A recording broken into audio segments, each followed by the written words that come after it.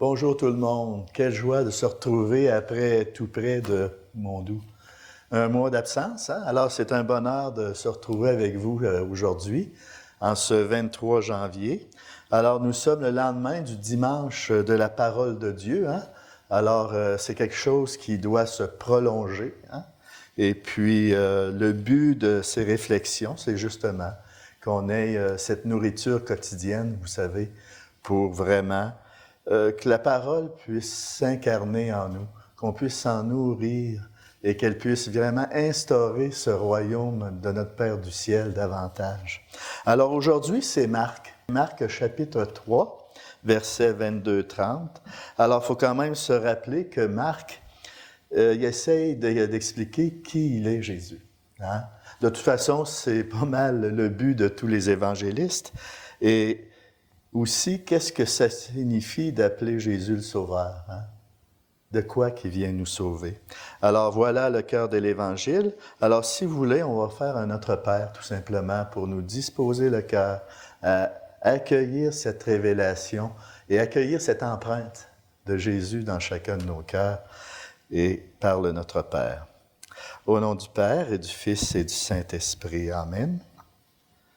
Notre Père qui es aux cieux, que ton nom soit sanctifié, que ton règne vienne, que ta volonté soit faite sur la terre comme au ciel. Donne-nous aujourd'hui notre pain de ce jour. Pardonne-nous nos offenses, comme nous pardonnons aussi à ceux qui nous ont offensés. Et ne nous laisse pas entrer en tentation, mais délivre-nous du mal. Amen. Au nom du Père, du Fils et du Saint-Esprit. Amen. Le Seigneur soit avec vous. Évangile de Jésus-Christ selon saint Marc. Gloire à toi, Seigneur.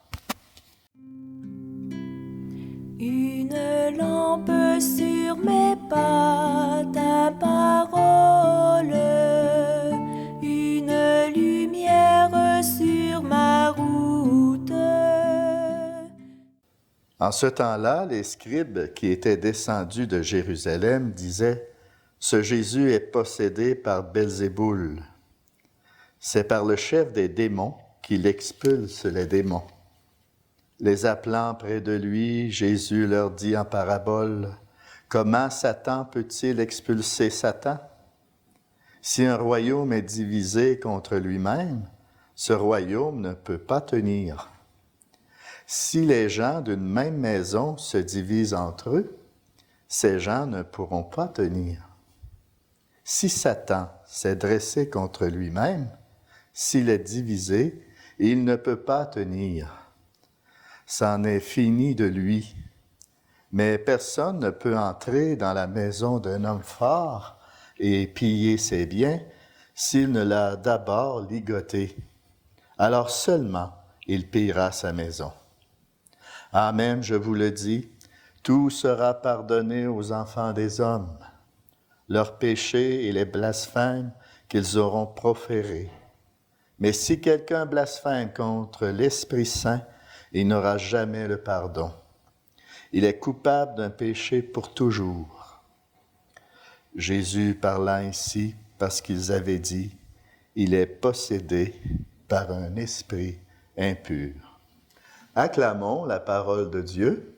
Louange à toi, Seigneur Jésus. Une lampe sur mes pas, ta parole, une lumière sur ma route. Voilà, alors nous pourrions aujourd'hui demander avec plus d'insistance que d'habitude la grâce de comprendre ce passage assez particulier, je dois admettre, afin que ça puisse nous parler. On va demander la grâce au bon Dieu de qu'est-ce qu'il veut nous dire aujourd'hui à travers cet évangile. Alors Jésus se présente ici comme l'envoyé de Dieu capable de lier cet ennemi puissant, le Satan, et d'expulser tout le mal de sa maison. Alors c'est tout un contexte. Et il revient à Jésus de le combattre en vue d'établir le règne de son Père. C'est ça que Jésus tenait à cœur, c'était d'établir le règne de Dieu sur la terre comme au ciel. Alors, ce rassemblement définitif, c'est ce nouvel Éden qui veut établir en nous. Hein, le règne de Dieu, il veut l'établir en chacun et chacune d'entre nous. Alors, ainsi l'annonçait le prophète Jérémie. Hein, je vais vous lire un petit passage du prophète Jérémie au chapitre 31. « Celui qui a dispersé Israël le rassemblera et le gardera comme un berger son troupeau. Car le Seigneur a racheté Jacob et il l'a délivré des mains d'un plus fort que lui. » Alors c'est Jérémie qui annonce cette intervention du Christ dans nos vies. Alors sa force à Jésus contre cet ennemi, hein, son arme la plus efficace contre ce mal réside dans le pardon de Dieu. Hein. Dans tout ce texte, c'est un peu de quoi il est question. Et le royaume devient ainsi une maison de réconciliation avec Dieu. C'est très beau. Une maison de réconciliation avec Dieu et entre les frères et sœurs. Alors, on voit dans ce texte, Jésus vient bouleverser le monde habituel d'admission. Vous savez, dans le temps de Jésus, les scribes et les pharisiens, pour eux, c'était acquis le salut. Juste par le fait d'appartenir à une des 12 tribus d'Israël et qu'ils étaient circoncis et qu'ils avaient hérité dès la naissance d'être fils d'Abraham. Alors pour eux, ils se disaient sauvés. Alors ce qui est fatigue là-dedans, c'est que Jésus vient renverser ce modèle d'admission dans le royaume du Père. Alors, la famille de Dieu est redéfinie par Jésus. Et ça vient bouleverser toutes les croyances du temps de la part des prophètes. Alors, c'est pas en raison d'un privilège hérité à la naissance que tu vas être sauvé. Et c'est ça que Marc insiste, c'est par la conversion du cœur.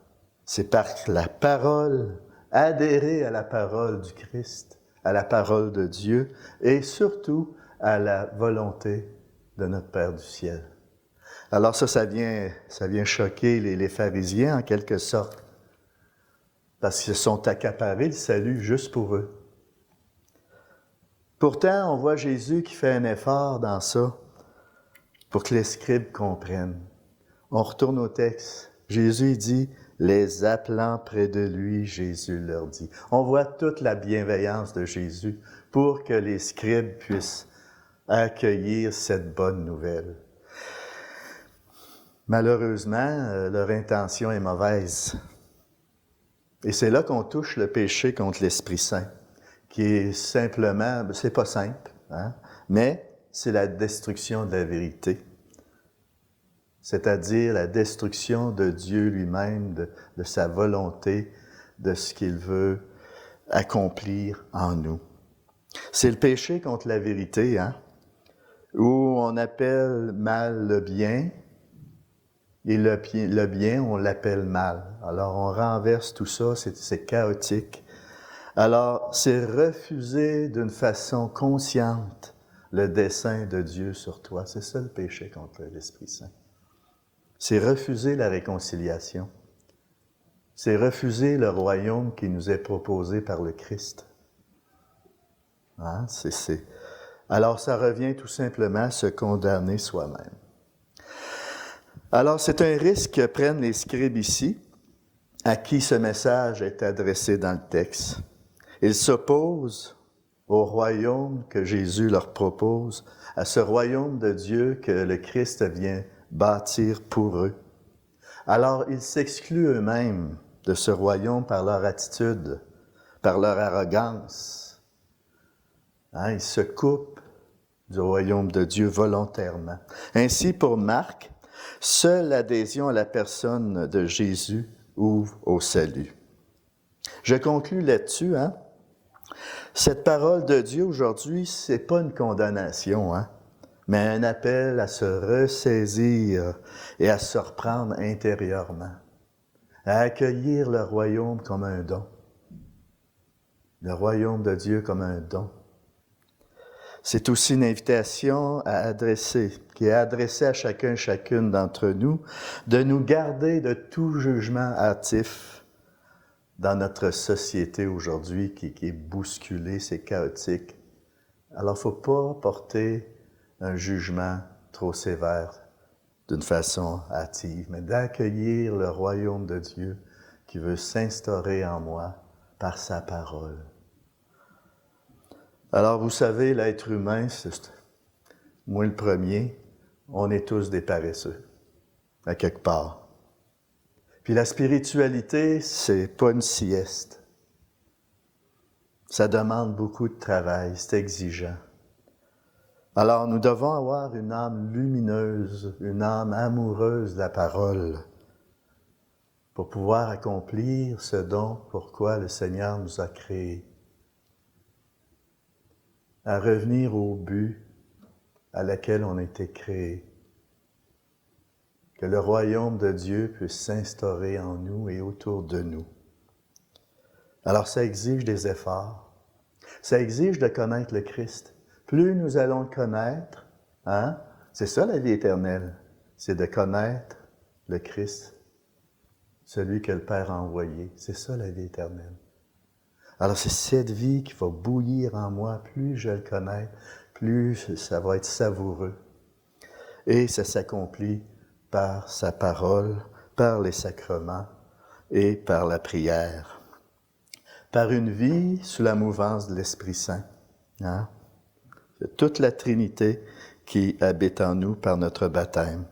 Alors, il suffit que cette lumière puisse m'habiter d'une façon amoureuse, que je dois la désirer, et c'est elle qui va repousser toutes les obscurités qui nous charrient en quelque sorte dans le quotidien. Alors demandons au Seigneur de faire luire sa lumière, la lumière de sa vérité en nous, afin de repousser tout ce qui peut nous éteindre. Nous allons terminer par une prière, si vous voulez, ensemble.